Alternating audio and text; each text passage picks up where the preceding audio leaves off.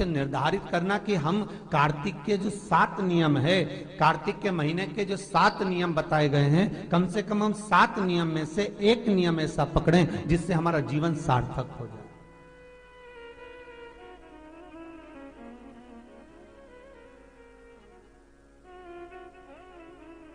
आप भले 7 नियम नहीं कर रहे कार्तिक के, भले एक नियम करो, पर वो नियम हमारा पूर्ण चलना चाहिए, उसकी नियम की पूर्णता पूर्ण होना चाहिए। आपको कहा था कार्तिक के 7 नियम हैं, उसमें पहला दीपदान, दूसरा तुलसी पूजन, तीसरा भूमि पर शयन, चौथा शरीर पर तेल नहीं लगाना, पांचवा सुंदर दलहन चीजों का त्याग करना, और छठा ब्रह्मचार्य व्रत का पालन करना, और सातवां अपने जीवन में कार्तिक के महीने में चाहे वाणी का संयम हो, चाहे भोजन का संयम हो, चाहे शब्दों का संयम हो, चाहे दृष्टि का संयम हो, चाहे इंद्रियों का संयम हो, वो संयम रखें।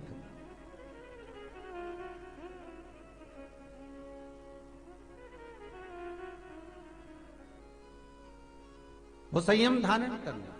अब हमें ये ज्ञात करना है कि 7 नियम जो कार्तिक के महीने के होते हैं, कार्तिक माहात्म्य में जो 7 नियम बताए गए होते हैं, इन 7 नियम में से कोई एक नियम हम हमारी जिंदगी में उतार लें, कोई एक नियम हम हमारे जीवन में उतार लें, जिस नियम के बल पर हमें परमात्मा का साक्षीकरण हो जाए।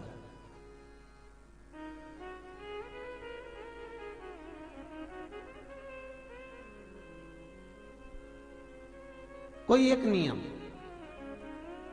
अगर आप दीप दान कर रहे हो कार्तिक के महीने में, प्रतिदिन आपने 1 महीना तक दीप दान करा महाराज, तो ये भी आपका एक नियम है। 1 महीने तक आपने जो तुलसी में जल चढ़ाया, ये भी आपका नियम है। आपने अगर वाणी पर संयम रखा है, ये भी आपका नियम।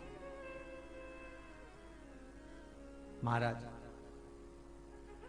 एक बहुत सुंदर बात कार्तिक के माध्यम से लीजिएगा अपने जीवन में उतारने के। कार्तिक के महीने का 7वां नियम याद रखना, संयम।